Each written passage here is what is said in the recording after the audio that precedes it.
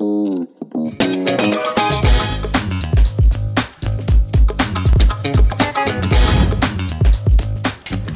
and welcome back to Tyrone Paulson Drives. Now, exactly 1 year ago, I had the wonderful opportunity to test drive a Mercedes-Benz GTR around the Schwarzkopf racetrack. That video is on the channel.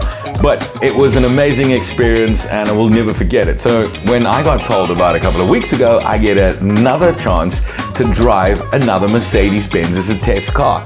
And that car would also have a G in its name. Wow. You can imagine how super excited I was. So, let's go test drive the Mercedes G. Say hello to the Mercedes-Benz GLB 250. Yeah, I know, you thought this was going to be a G-Wagon, right? Well, don't worry, so was I. But Mercedes does claim that this is their baby G. And I can kind of see why, because of its overall shape.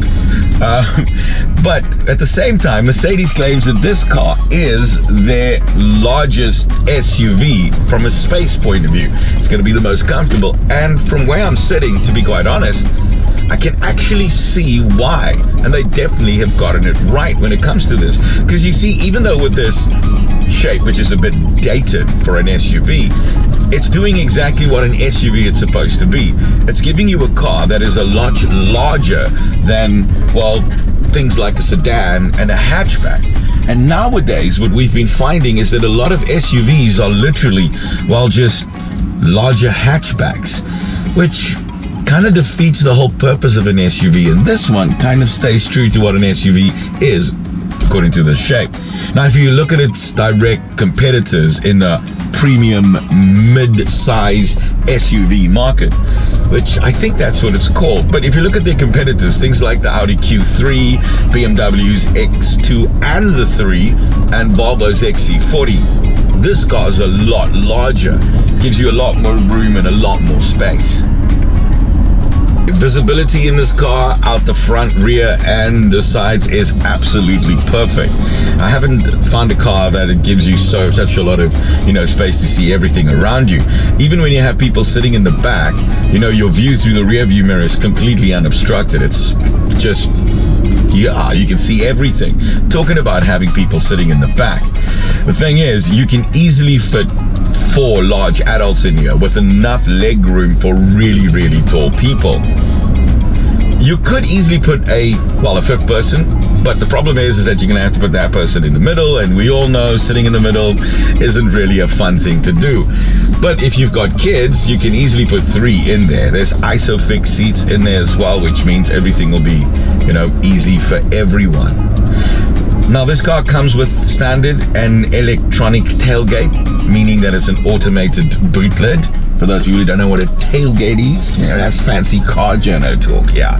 Anyways, what makes this thing quite cool is that it gives you 500 liters of loading capacity, and if you put all the seats down, you get up to 1,800 liters, which is quite hectic. And its load lift isn't like a lot of other SUVs where you got to lift stuff out. It's quite flat, so putting things in and out is easy. And then it also has a metallic scuff plate, which prevents you from, scraping your boot or anything. Then if you're looking at storage space, there's quite a bit of storage space all over the place. You got a cubby over here, you got the center armrest which opens up, you've got cup holders which are 4 in total, plus your door bins is big enough for you to be able to fit bigger or larger bottles in there, so you're covered on that side. There's USB ports, a total of 4 of them. The USB-C though, which means you're going to have to get the USB-C ones if you still got USB-A, so you might need to change your cables, but they all charge everything without an issue, meaning that nobody will be fighting with each other about who gets to charge what. This car does have an optional extra though, which is the panoramic sunroof, and with its open right now, as you can see, it gives you an amazing airy view, and I love the way it kind of separates it. I'm going to close it so you can see how it folds in and folds out. It just really works really well, and it's quite impressive because even with it in the car like it is right now, if you're a tall large person, it doesn't cut into your headroom, and it's an optional feature that I will definitely recommend for you to get. Now, the infotainment system in this car is quite amazing because it makes use of Mercedes-Benz's MUX system, which is a very, very, well, popular system according to everybody that has gotten into these cars. And I tend to agree. It works really well. You can directly interact with it by saying certain phrases, and it does whatever it requires for you to do. The screen layout, if it looks familiar to you, it's something that was originally introduced in the A-Class and then carried across to like all the other ranges. So you know it's something that works, and honestly, it looks really, really great. And that's probably for me where the little problem comes into, because you see, if you're like me and you like using your mobile phone with either Android Auto or Apple CarPlay, that's kind of where the thing happened, because instead of it using the full screen real estate of this 11, almost 12 inches size screen, what it does, it actually just makes it smaller, which makes it look a lot cheaper than what it's supposed to be. I mean, with a simple software update, I think the engineers with them and Apple and Google can definitely work out something to make it use the full screen. And as if it does, it will just look so much better. From the rest of it, everything else is great. I mean, it gives you a little touchpad here in the middle, and with this touchpad, you can fully interact with the screen. Instead of every time having to go down there and look, you just put your hand on it, and it's like a mouse pad, and it's very easy to use with home buttons and everything there. So I like that. But they also give you another way to interact with it. It's directly from your steering wheel. So there's this little touch-sensitive button that you scroll across, and it allows you to interact with it with home buttons and everything. So yeah, they definitely take care of everything for you. Overall, yeah, this is a really, really good system. And I don't know why some journos and some other people have said that they don't like it.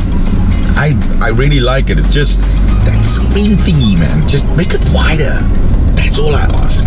Now, this car uses the same platform that's used inside of the Mercedes-Benz A-Class as well as GLA. So you know it's a tried and tested platform. There are two engine derivatives. There's a petrol and a diesel, but they both make use of a 2-liter 4-cylinder turbocharged engine. In the diesel, which is found in the 220D, you get a total of 140 kilowatts. In the petrol, which is this one, the 250, well, it gives you 164 kilowatts with 350 Newton meters of torque. And basically what that means is that, well, you get a car that can do this. Oh. So that 350 Newton meters of torque is always available, and you've got to be a little bit careful because the torque steer on this is quite hectic. So yeah, just take it a bit easy when accelerating off from some point. There are 4 driving modes. There is Eco, there's Comfort, and then there's Sport, which is a lot of fun, trust me, especially in a car like this, because you don't expect this car to handle the way it does and perform the way it does, because, well, it's well, a big SUV, if you know what I mean. So yeah, individual low is where you can customize the car to the way you want it to react. It could be you know, a better throttle performance, sportier throttle performance, or just tighten up the steering wheel, but keep the rest of it just kind of comfort. So you can configure it whichever way you want it to be. From a safety point of view, well, there's a whole bunch of safety features that comes into the car as standard. Things like airbags for every single occupant. It's got a rear view camera which can go into wide mode. You can spec it up to get a 360-degree camera. It's got the likes of lane keeping assist. It's got radar cruise control. It's got PDC front, rear, and all around. You can spec it up to give you oncoming traffic avoidance, traffic sign reading, all the extra features and stuff that you can build into the system. So overall, it is going to be a safe car as well. So to go with that, all that performance. Overall, I think this car is definitely a winner, and that saying that goes, don't judge a book by its cover, it definitely applies to this car. You see, because everything it does really well. I can't emphasize it anymore. It might not look as sporty as what a lot of its rival does, but that's remediable by, you know, just getting the AMG kit. And when you do that, it looks a lot more sportier. But then that comes back to the point that kind of worries me a little bit, and that is its price tag. In its current format right now, it just comes in under 900,000 Rand. But if you want all those sportier feel and look and you know, maybe some extra bits, it's going to put you into $1 million and over $1 million rand, which is, funny enough, a lot of its competitors, it actually kind of fits into that price range already, which then leaves you with an option to then go and find a, well, cheaper SUV, one that's not deemed as premium, but it is premium. You can go find one of those at, well, definitely under 900, even 800,000 rand, and it will definitely deliver as well. The thing is though, is that none of them is going to deliver what this car gives you. You can easily seat two teenagers next to each other like I do with mine and not hear from them for the entire journey because they're not into each other's faces. There's enough space for both of them, and that's always a good thing. Look, I mean, I think if you want to buy a Mercedes, then you're going to buy a Mercedes. Doesn't matter what the price is, right? I mean, it's deemed a premium vehicle, and this is definitely what this car is. And it delivers on absolutely everything that it needs to do. I mean, it is an SUV after all, and I think it's a real SUV. It offers you a lot more than what a sedan or a hatchback does with that extra space. You can use it everywhere. But this car is also just a great everyday car that you can live with. It's a perfect tourer if you need to go away for the weekend or go somewhere. It's going to give you all those. And if you want it to be fun, it will be a hell of a lot of fun as well. So yeah, I really like this car. The looks, but I really like this car. It's the perfect family touring SUV, and I think this is what SUVs should go back to. Just be an SUV.